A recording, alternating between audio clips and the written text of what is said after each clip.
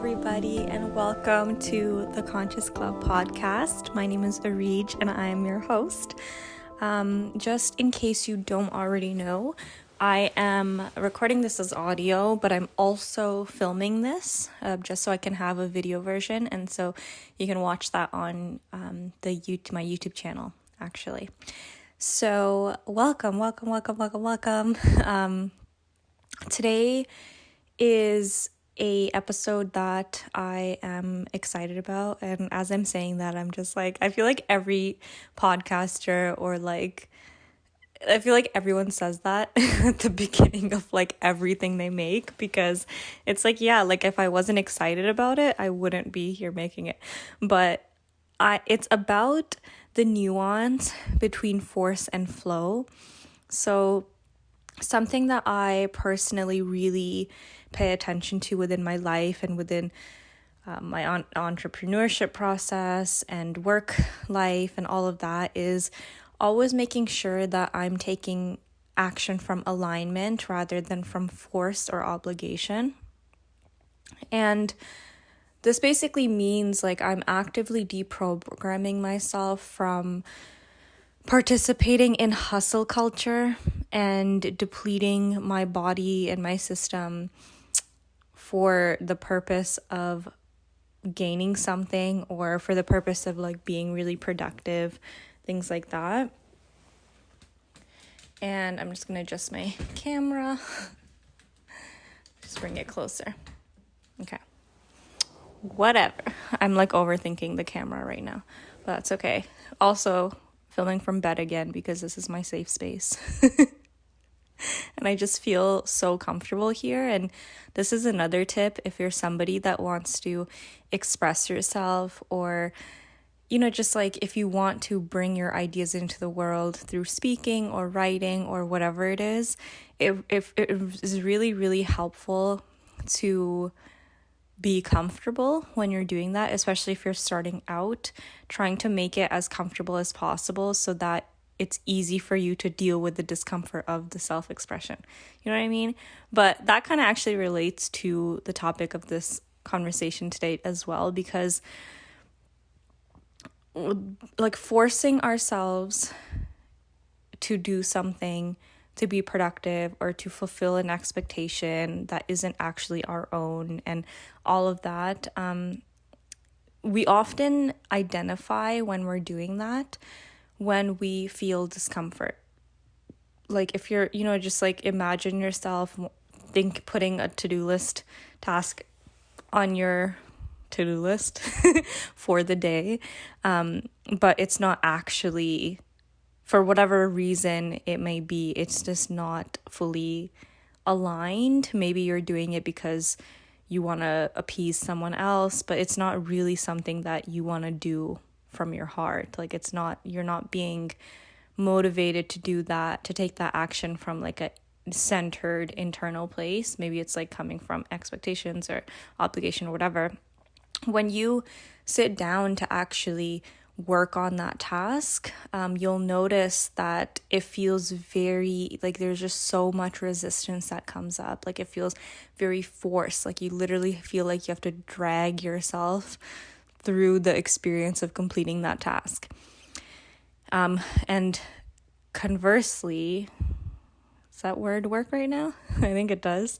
Conversely, when you're operating from flow and when you're really in tune with your true desires and how you truly desire to show up in this world, and when you know what kind of things you actually want to be building in the world and in your career and whatever, in your business, when you work on those tasks, there's just an effortlessness that seems to emanate from that process. Like you feel like you're excited doing it. You might face challenges in the process, but those challenges don't deter you from completing it. You don't feel drained, essentially, when you are taking an action from flow.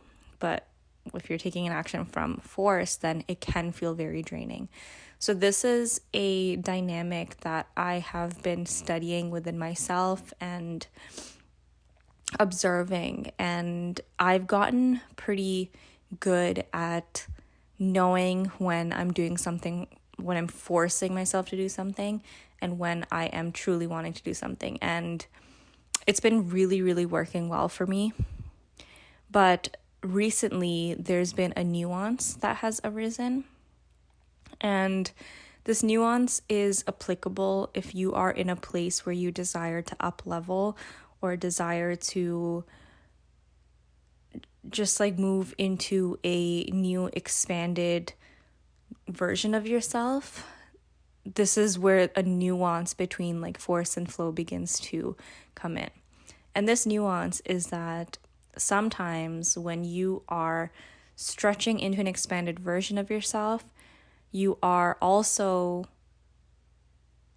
stretching a comfort zone.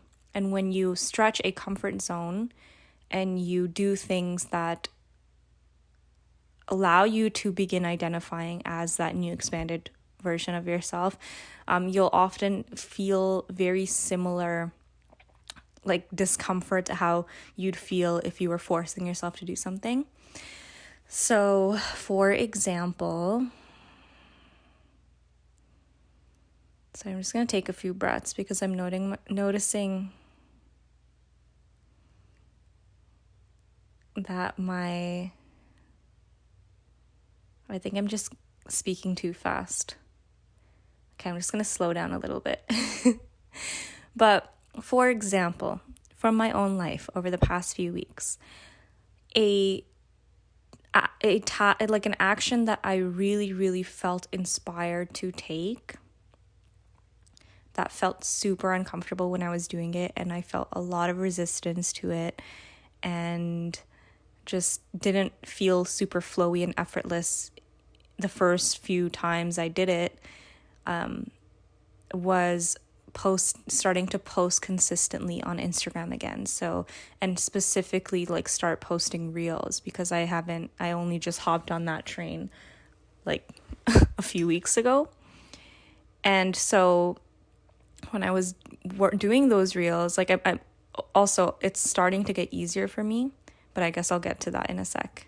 But when I started doing the reels and I made my first few ones, I felt so much discomfort and just like resistance and like just muckiness, like, you know what, that feeling like you're walking through mud. It was definitely not feeling flowy at all whatsoever. It was not feeling easeful. It was not feeling effortless. And so I had a moment during those first few days, and I would say like the first 2 weeks of being consistent with reels on Instagram, I was really questioning, like, am I forcing myself to do this? Like, you know, based on my philosophy that I shared with you earlier on in this episode, I'm like, am I forcing myself to do these things? Like, do I really not want to? Like, am I acting out of alignment right now? Like, is this not what I'm supposed to be doing? And whenever I asked myself that, the underlying message or response that came back from within me was like, no, you're on the right path. This is exactly what you're meant to be doing. And so this experience led me to expand my understanding of force and flow and how I basically relate to the energy of forcing. And I think that if I try to verbalize it, essentially like the only time that so far that I found, because, you know, like, you never know. We only know as much as we know and as much as we can see, and it can always change over time. But in this moment of time, I have found from my experiences and from watching others as well, is that the only time where it is okay for us to force ourselves into doing things is when we know that it is a good thing for us to do. And how do we know that? We know that something is good for us to do when we like really tune in to a deeper aspect of ourselves, and we ask that aspect, like, is this a good thing for me to do? And they respond yes. And that's like a very abstract way to answer that. But like what that might look like in actual practical examples is, I'll just use the example of eating, because this is also something that I have worked and this is also something that is like an example that's very prevalent to my life. But eating, if you're someone that doesn't really enjoy meal prepping or just cooking or whatever in general, and you can feel really overwhelmed by the concept of feeding yourself, it can feel super uncomfortable and not in flow to prepare meals. But when you ask a deeper aspect of yourself, like, is this good for me? Obviously, the aspect's going to say yes, because it is good for you. I mean, it's not only good for you, it is required. And so for tasks in our lives that maybe feel out of flow, but they're required, maybe because we literally need it to survive on this planet, or maybe it's like based on responsibilities that we've agreed to in the past. Those are the only tasks I feel, the only time where we should allow ourselves to quote unquote force ourselves into doing those things, because realistically it's not even really forcing, because there is a evolved version of yourself that wants to do the thing, because that evolved version of yourself knows that that thing is good to do. So in the case of my Instagram reels again, it felt at first like I was forcing myself to do it, because it wasn't flowing as easily as a lot of the other tasks that I do that just like I'm so used to and they feel so easy. It wasn't feeling effortless, but I didn't really fully feel like I had to force myself, even though some of the symptoms in my mind and system felt like very similar to when I do force myself to do things. Again, this is like a nuanced conversation, so I hope you understand the distinction that I'm making. I knew that posting, if I wanted to increase my visibility on the Instagram platform, that currently one of the best ways to do that is to post consistent reels, because posting reels, as opposed to all the other different types of Instagram posts we can make, like feed posts and stories and things like that, posting reels is specifically the format of it and the way that people consume or receive reels when they're watching it. The format is very conducive to showing up in the eyes of new people, because of the specific area in the Instagram app that lets you scroll through reels, and it just puts your content in front of people who are not already your followers. And so having that knowledge, that is what motivated me to want to post reels. But then when I went into the actual implementation of it, it felt very like I felt very like resistant to it. So yeah, that's essentially the core message that I wanted to transmit during this podcast episode. But yeah, like I am all for flow over force, because I also believe that anything that has been created by force will be taken by force at some point. And I speak that from experience. Like any time that I have created any structures in my business or my workflow or just any aspect of my life from like true force, like a type of force that isn't rooted in knowing that this thing is good for me. Maybe like, for example, what's a good example of something that just like, I guess like forcing myself to, okay, I need to think of a better example. Sometimes I find it hard. So I've got my cacao here with me again. I'm literally going to name drop cacao every time I do drink it in this podcast, because it's such a great tool personally, and I want to bring it to the awareness of as many people as possible. But yeah, I don't know. I'm trying to think of an example and I still can't. But essentially, like, if you're building something in your business, for example, I got one. So if you're someone who makes videos, right, on YouTube or even reels or whatever, maybe there's like a type of message that you really want to share about, but maybe you haven't seen a lot of people sharing that message. And so you don't have evidence that that message will do well in the algorithm, and like maybe you don't know if people are going to be interested in that specific message. So instead of producing videos and content around that specific message, you begin trying to do what you feel is going to bring the most views to you.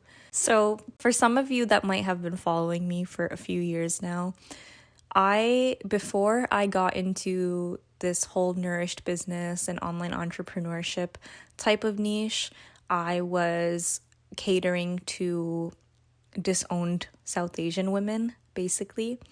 And I grew my YouTube following to 5,000 subscribers on that niche, right? And so in 2021, though, there was a point where I realized that wasn't something that topic of conversation or that niche of helping South Asian women deal with, like, just make better, more courageous decisions for themselves. I didn't want it to be like my core message anymore. I didn't want it to be like the main topic that I spoke about. And there's a lot of reasons for that, which I won't get into right now.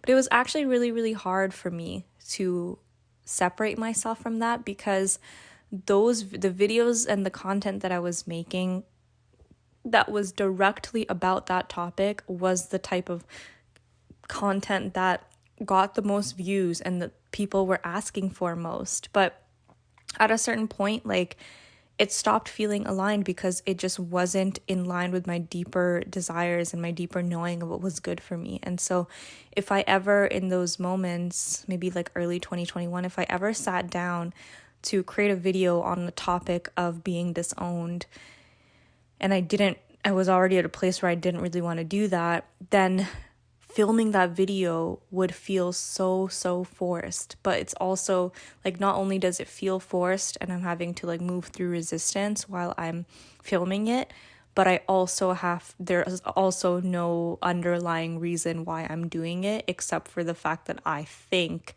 like I'm doing it because I'm scared that if I do the other things that I want to get into, which was more just like general, at the time I didn't really know what my next niche or topic main message was going to be, but I wanted to experiment. And because I didn't let myself experiment for a while, because I was afraid, like I just knew what worked, and I was like, I don't want to let go of what I know works, because I don't know what the next thing is, and it's not going to get me the same amount of views and things like that. Ultimately, I had to just like really get real with myself and be like, this is too draining to keep forcing myself to make this type of content that I don't want to talk about anymore. And I don't really want people coming into my following that are following me just for this content. And that's when I had to like really stop myself from forcing. But yeah, like I think that's like basically the end of this podcast episode. It's not very long, but I think it's just because the core message of this podcast that I wanted to share with you today was that don't force yourself to do things that aren't in alignment, but also be able to recognize when you are moving into self-sabotage territory, because you don't fully realize the distinction yet between true force and something that isn't actually force but might feel like force at first. Yeah. And an update on the reel thing as well. After like 2 weeks, like now I'm doing it and it just feels very effortless again. I think I also wrote a Substack about this, which I will link in the show notes if you want to read it. I think it was about like transforming effort into ease, and it's just more about this topic. So if you want to read that, check out the show notes. And if you want to hang out with me in my community / mystery school space called Overflow, links in the bio, links in the show notes as well. I'd love to have you, because that is the space where I am like most connected. Like we'll just be able to hang out there, basically. If you want to hang out with me, come join me in Overflow. And if you want to explore these topics with me in real time and just, so that's what that space is for, basically. But yeah, thank you for listening. I hope you have a beautiful week, and I will see you next week. Mwah!